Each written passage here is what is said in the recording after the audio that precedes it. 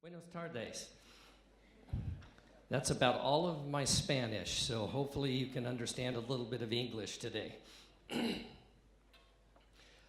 So I'm very happy to be here today. I'm honored to be able to follow my good friend, Don Luis Lizama, who we have some partnerships with. So I'm Paul Ballard. I'm the Dean of the College of Education and Professional Studies at Central Washington University. Central Washington is located in Washington State, which is not Washington, D.C., but Washington State, which is, you've probably heard of Seattle. And so, let's see if this works here. No.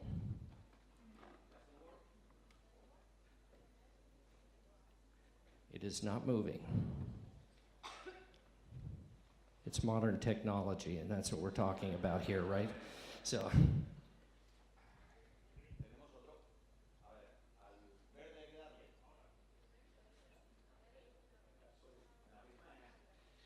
Is it? Okay. Yes, no? If it will work, and it's the green button, right? Okay, there we go. There we go. All right. So a little bit about me and my, and I'm going back to my instructor days because I have to walk around. I used to walk around classrooms, and I really hate standing behind a podium here. But my background is kinesiology, sports medicine, athletic training, exercise physiology. Very hands-on, very kinesthetic. And so it's very difficult to be able to look at how do we become and use digital and electronic modalities to be able to instruct hands-on. And so we'll talk a little bit about that today as well. These are some of the programs that I oversee, and it is a lot. So I have an aviation program that I work with. We teach pilots how to fly, and we have our own fleet of aircraft as well that we have to maintain.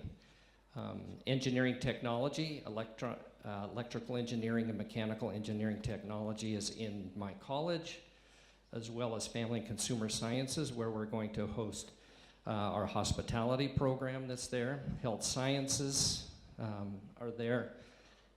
Information technology, which is a growing field and moving very quickly. Movement studies, sport management, and of course teacher education. I was introduced to Spain 2.5 years ago, and I've now worked with and are continuing to work with several organizations here in Spain as we move forward. So as with the Lizama group, with the Santa Maria La Blanca School, that we just talked about, the EBI system. We are working with them to try to introduce the EBI system to the United States and to Washington. And so we're working and trying to send some of our students over here and faculty over here. We have a group of faculty that will be coming to Madrid in January. And then we also work with the Escuela Superior de Hostelería de Sevilla in our hospitality program and trying to move that forward as well. We have partnerships with the University of León in Ensebe, which is cybersecurity. Also the Global Sports Innovation Center here in Madrid. We have a partnership with them. And then Real Madrid and Microsoft. They partner with Central Washington University in helping to bring programming to underserved populations, to kids that normally would not think that they can go on to college and to get a college degree. And so through Real Madrid and their programming, we teach leadership skills, and through Microsoft, we teach coding skills. And we are the first university in the world to partner with them. So here's the situation. Our challenge at Central Washington University and most universities is how do we educate as many students who want a college degree, who want to that knowledge, skills, and ability, how do we educate them and make sure that they are career ready to go out into the field. There are barriers to our success. One of those is traditional education. And when I talk about traditional education, that's probably most of the courses that we've gone through is where we sit in a classroom, we listen, it's face-to-face just like we are here, and we're lecturing and you're taking notes and then you go apply that. That's traditional education that most of us went through. And that's a barrier because not all students can come to a university. Not all students, they're usually, some of them are out there working, they cannot come. So how do we take education and bring it to them where they're located and provide them that opportunity? And we'll talk about that in a few minutes. So place-bound students, those are those students that are stuck. They live in a rural community. They do not have the finances to travel into the university and move and to pay room and board. Students who are currently employed. Evaluation of prior work experience. So there are a lot of individuals out there who would like a degree or a certificate, yet they've been working for 10 years or 20 years out in the field without a degree, and they would like the degree to move forward. Well, how can we take that experience and to allow or evaluate it so that we can give them college credit? And so that's one of our barriers there as well. Educational technology advances. You look at the technological advances that have happened so far, just look at your phone. And I notice everybody has phones out here. What you can do on that phone, it is amazing. But we haven't taken that same technology really to improve how we educate students. And so we have to really work on that and take that same energies that folks are out there creating these new programs for phones, to take that out, and now let's use that technology to educate our students.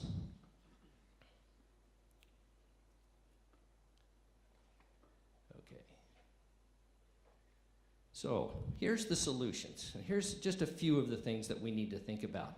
First, we need out-of-the-box thinkers. We need to get out of the traditional education and go, how do we do this different? How do we do it better? And how do we use technology to be able to accomplish that? And you heard about the EBI system. That is one way that they're doing it at the K-12 level. But how do we do that maybe at the university level? Online courses. How many people have taken an online course? Okay, so several of us have taken those. What I've seen, online courses are different. Some are very advanced and engaging, some are not. Some are just like taking a correspondence type course. So what we have to do is we have to make them very interactive, and they have to engage. And you have to have a lot of back and forth between the instructor. And it takes a lot of time to be able to do that. Hybrid courses. Hybrid courses are where you have some face-to-face and then some time online. And a flipped classroom. Has anybody heard of a flipped classroom before? Okay, so flipped classrooms are when you usually you take all the lecture part and the theoretical, and then you take that and put it online. And then the face-to-face becomes the application. That's when you apply everything. So we do this with chemistry courses now. They do all their online theoretical. Then they come in and just participate face-to-face on the labs. And we can do this with a lot of programs that are out there. And it works very well. Extension centers. Central Washington University has 8 centers throughout the state of Washington. And we've had those centers for about 30 years. 30 years ago, they got thinking, we have got to take education out to where everybody's located. And so we work through those centers with flipped classrooms, with hybrid courses, and try to take, again, the education out to them. Stackable certificates. I don't know if you've heard of this theory before or how this works, but there are a lot of employment opportunities out there that you do not need a bachelor's degree. All you need is a real specific, structured knowledge, skills, and abilities, and we package that as a certificate. And then we offer that to them, and so it might be 5 or 6 courses that they can get this certificate. When we call stackable, what we do is we take those certificates, and over time, if somebody is doing several certificates, they can stack those, and eventually it ends up in a bachelor's degree. And so we'll do that with a lot of different programs that we have at Central Washington University. Works very well. Competency-based, performance-based. Our information technology program uses this very well. And this is all online. You do not have to come to campus, and you can work at your own pace. We had one student when we first offered this modality to them that finished their whole degree in 6 months. And it really is just to say, you just have to demonstrate that you know these skills, or you can have this knowledge and skills and ability. When you finish that, you move on to the next course and the next course. And so it took them 6 months. Most students, though, however, they're working, they're not, they don't have the time to be able to put into going as a full-time student. So it usually takes them a year or 2 or 3 to go through that. And so, again, it's self-paced at your own point, but it's very interactive as well. As I talked about the evaluation of prior work experience credit, what we're doing is we might have a student who comes to us with 10 years of experience working in information technology. Now, do they need to start at the 100 level courses when they have 10 years of experience? No. So what we do is we evaluate, what did they learn on the job? How did they manage that? And we take that and give them credit for that. So if a bachelor's degree at Central Washington University is 180 credits, and so we might be able to take 10 years worth of experience and package that into maybe 60 credits. And so they don't have to now pay for those credits. They don't have to go through that much time to go through those courses. And this is probably, I think, the most important. We do need industry partnerships. We do need advisory boards. So we need people out there in the community, out there in industry, working with us as educators to develop programming, to be able to design the right type of pedagogy, to be able to provide that education and those opportunities to help people get their certificates and get their degrees. And almost every program in my college has an advisory board. We try to work with them throughout the whole year. So I'm going to show you an example of a company that I work with who is outside of the box, and what they've done is they've created a game that represents a complete university course. And so no faculty is needed. It's the students completing the grade. And they say it much better than I do here, so let me get to that. With the launch of our new interactive learning experience, One Day, we have cracked open the doorway to what has long been thought of as the holy grail of education. Something as helpful as a mentor, as attention-getting as a video game, as practical and rigorous as on-the-job training, and testably superior to interactive classroom experiences. In our experiments, One Day participants receive better standard exam results than those attending an intensive course with a Professor of the Year instructor. One Day is a business strategy experience. Everyone in the game plays Emma. We think it's a good idea for anyone launching a career in any organization to spend a few dozen hours in the shoes of a smart young female professional. Emma is an employee at North South Airlines, or NSA for short.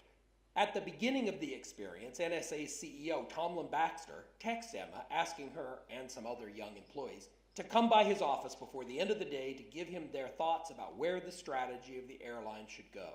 That's the premise. The rest of the game is racing the clock through airline terminals, airport lounges, back offices, plane rides, taxi trips, headquarters, phone and impersonal mentoring sessions with friends, professors, historical figures, and even a fairy godmother to try to figure out the airline, its industry, competitors, customers before talking to the CEO. Meanwhile, this is all happening during one virtual day. Thus the name of the experience, One Day.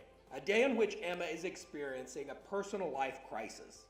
If that sounded breathless, it's because a lot of the game is. We know a lot about learning from brain science and from decades of teaching, and we've tried to incorporate as much as we could into One Day, elements that can be hard to achieve in higher education classrooms and are almost completely lacking in virtual education and corporate training. For instance, in One Day, we utilize different settings. Humans naturally tie memory to place. If you've never heard of a memory palace, look it up. It's a great way to memorize long lists of information. One Day episodes all occur in different places with different artwork and art styles, giving learners an additional hook for recently learned information. We go light on instructions. Dopamine flows when your brain figures something out on its own, not when learners are given a long set of exacting instructions and grading rubrics. This is all about doing. You're 10 times more likely to remember something if you do it, even if you do it virtually. Ask any commercial pilot who's lived through an emergency just how helpful simulators can be. If we humans believe we are likely to use something in real life, we are more likely to hold on to it. Every bit of information in One Day is conveyed in a form that is like real life. This is not a textbook or a long PowerPoint lecture, although there are some short PowerPoint lectures included just because we believe in utilizing every modality possible. Our point is know-how, not simply knowledge. Did I say this was all about doing? Well, not precisely. It's also about sleeping. Without some good REM sleep, learners will not remember much. So, between each episode, players have to take at least a 24-hour break to incorporate what they've learned. Oh, and there are some quizzes on reading along the way too. Do poorly on those, and learners will find themselves in a 24-hour timeout to give them time to read and sleep on it. In One Day, messages are conveyed in multiple ways. Synapses form and are strengthened when we get similar information over relatively short periods of time and in slightly different forms. We remember 3 times more by listening than reading. We put voices in One Day originally just to conform more closely with American Disability Act principles, but realized along the way that non-disabled players would also remember more when they heard different characters saying the written words. You learn more when you work your way through a tough set of problems, surprise yourself with an interesting result, or achieve something you believe is important. That's when your brain bathes itself in all kinds of serotonin, endorphin, and dopamine, and new synapses are more easily formed. Finally, this is complex. We didn't want the algorithm to be readily apparent. Honestly, that's just boring. Over 3 years of designing One Day, which is by far the most brain pain-filled intellectual challenge we've experienced in our lives, we've incorporated 3 sesquintillion. That's 3 times 10 to the 318th combinations of variables in one day. In what is expected to take over 40 hours of gameplay, students must discover and collect concepts, facts, learnings, strategies, and actions. A successful student will have gathered well over 1,000 of these by the end, 90% of which are potentially good choices, but only when put together in the right combinations. That's One Day in a nutshell. Designed as a capstone course for an undergraduate business program, it's also a great introduction to strategic thinking for graduate education or in a company. And we started on other topics as well. In fact, there isn't a discipline in education that we've run across to this point that we think could not be taught much more effectively through interactive learning experiences.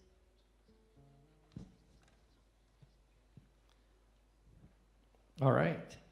So out-of-the-box thinking, playing a game and getting course credit and actually evaluating whether you know the material or not. So we could probably use that in a lot of different areas, and hopefully we can. In finishing, key to success, educational leaders working with industry leaders to develop new pedagogies for student learning. There's millions of possibilities out there, and we just have to start thinking outside of the box.